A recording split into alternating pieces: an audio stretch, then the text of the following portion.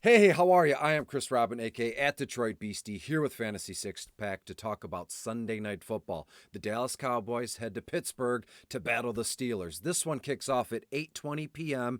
As it stands right now, the over/under is 43.5 points. Before I get into the point spreads and some player guys and a final score, that's why you're here. We're going to keep it simple, 5-6 minutes max, and I absolutely mean it today. Because not to say that this game is going to be boring, but I have a 21-7 final score. Both kickers are in play. So are the both DSTs, the Cowboys in Pittsburgh. And we'll move some pieces around to get the likes of CD Lamb in there and Najee Harris. Fingers crossed he sees 20 plus carries. A little bit high for my taste, but it's all set up for him to do that, seeing how Jalen Warren is out. Already getting ahead of myself. Get to the website at fantasy6pack.net. Look around, see what you're into. Still a dynasty and seasonal fantasy website, so all the rankings are award-winning, high-end, top 10, top 5 every year without fail. But if you want a little taste of the betting in the DFS life, if you're watching this video, thank you so much. Get to the Discord. It's free. There are some premium channels, and you can sign up when you want. No harm, no foul. Not going to charge your credit card without asking you first. I mean, not me personally. I think there's a staff of folks that do that here. So when we get back to this game, as I said, the Cowboys travel to Pittsburgh to battle the Steelers. Over/under is at 43.5 points. Nothing crazy here. This game, to me, and I'm going to do it kind of backwards. I think Pittsburgh wins this one, 21-17. Well, how and why, and how are we going to get there? I think the Pittsburgh defense mixed with the Dallas Cowboys kind of inconsistent blah running game will come back to haunt them, and it's going to put all the pressure on Dak's shoulders, which he has been okay to some of that sometimes, or it could be a multi-turnover game for Dak. TJ Watt, does he tee off just rushing? There's no answer. And again, in the NFL, I'm not a head coach. I'm just a guy recording a DFS video here. So do I know ball? Sure, to a little bit. Am I a NFL scout, professional scout? Absolutely not. So when I say, well, Dak will tee off, he'll get to Dak. Dak will throw some interceptions. That's kind of football 101. If a quarterback is just inundated with pressures and sacks, he's going to make mistakes. And we've seen Dak do that multiple times in his career. Do I hate Dak Prescott? No. Do I dislike the Dallas Cowboys? No. So all you slugs and trolls on social media, chill out. Not putting you down personally. This is a football game. No more, no less. When we look at the quarterbacks, Dak Prescott, Justin Fields, we'll start with Dak briefly. Pittsburgh 4th overall against opposing quarterbacks. And look, Dak's going to have a solid night. 25 to 26 completions, just shy of 300 yards passing, and he'll throw for 2 touchdowns. That's what I have personally, but it could come with some interceptions and such. In DFS, it's meaningless, right? If he's going to hang 290 yards and 2 touchdowns, that's fantastic. But real life implications, the turnovers, fumbles, sacks, that's going to kill Dallas and him. So DFS, Dak is very much in play. When we look at Justin Fields, as it stands, the Dallas Cowboys 21st against overall quarterbacks, and Fields looks to be finding his footing as the Pittsburgh Steelers quarterback. Being a professional quarterback, it's almost impossible. It's tough, and there is pressure, but the weight of the world isn't on his back, not like it was in Chicago. So Justin Fields has been able to let loose and open up a little bit more as the Steelers quarterback.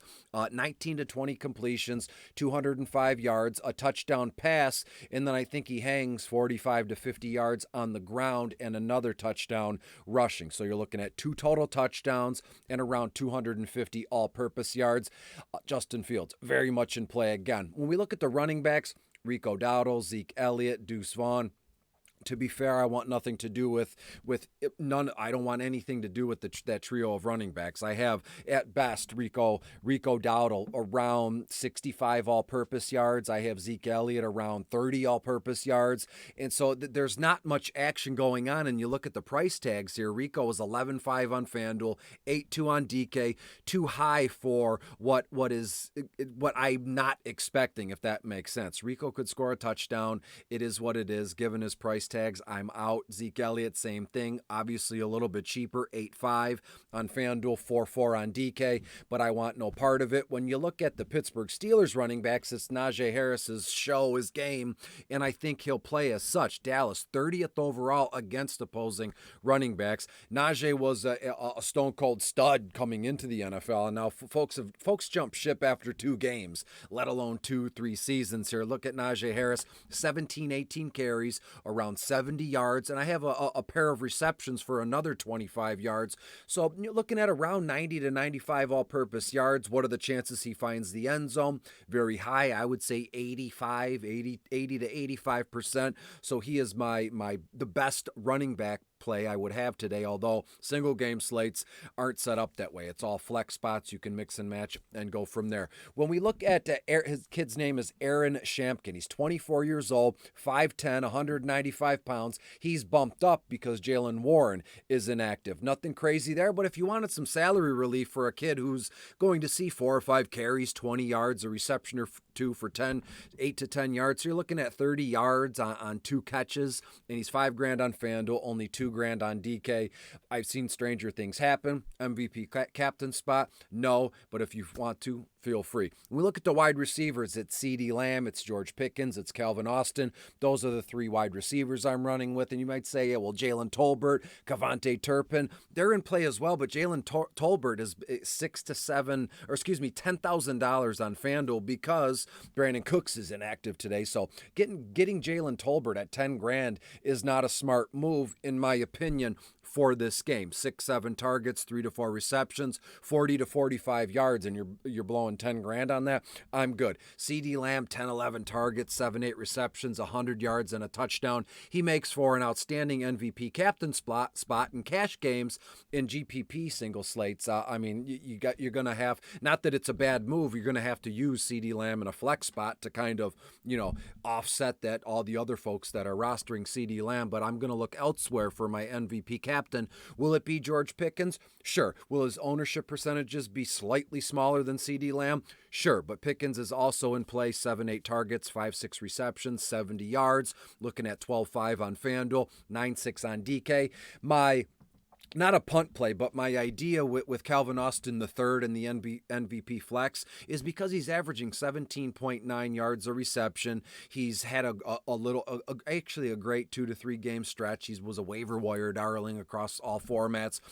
Calvin Austin III, 3 to 4 targets, 3 to 4 receptions, which would be fantastic, 25 to 30 yards. So on paper, you're not looking at like oh my God, this is MVP captain spot play. But how often have you watched a video or read an article that says Calvin Austin, while he is maybe 3rd or 4th given the pecking order today without Jalen Warren, how are you going to say Calvin Austin's going to go off for 120 yards? He's going to score once or twice. That's not reasonable. And any folks that talk like that, you can listen to them, but I doubt there isn't any long-term success in that kind of, in talking that way. I've noticed when we look at the tight ends, Jake Ferguson is the tight end I'd prefer, maybe just a little bit over Pat Freiermuth because of the action and the targets Ferg is going to see. 7-8 targets, 5 to 6 receptions, 50 plus yards, and the price tag fits, at least on DK. He's only $7,600 on DraftKings. For the heck of it, Pat Freiermuth. And get this, the Dallas Cowboys 5th overall against opposing tight ends. So Pat Freiermuth, 4 to 5 targets, 3 to 4 receptions, 40 to 45 yards. When we look at the DSTs and the kickers, that's where the action is for me. It's one of those games. We've waited 5 weeks, and normally you can't rush this kind of thing. It happens how it's supposed to. We've gone, I think 14 or 15 videos. This might be something like that where I haven't used the kicker or DST in the MVP captain spot in flex and move down the list. For some odd reason, given the final score, 21-17, I think Dak turns the ball over 2, maybe 3 times. Fields is good for an interception, maybe a fumble recovery on a strip sack or a fumble in the field on a designed run or something like that. So I think both DSTs are in play. Cowboys MVP captain, Steelers flex, and vice versa. Pittsburgh MVP, and then we go from there for flex. I have both teams 2 to 3 sacks, both teams in interception, both teams with a fumble recovery. So there's a lot to like tonight with the DSTs, and in turn the kickers, Brandon Aubrey and Chris Boswell. They're only separated by $500 on FanDuel, and on DraftKings they're only separated by $400. I think Aubrey 2 for 2 extra points, 2 for 2 field goals, maybe 3 for 3. Given my final score, not likely, but I'm not the end-all be-all. I'm not the master prognosticator, as they say, and Chris Boswell's been fantastic. Not as good as Brandon Aubrey, but hey, 3 for 3 extra points and 1 for 2, 2 for 2 field goals. I always do that stuff with question marks in my notes. Same thing with the DSTs, because it's just so dang hard to predict in comparison to a running back. You know, he's got a locked-in workload, and what are the chances that workload lends itself to a touchdown? A lot easier with offensive skill positions over DSTs and kickers.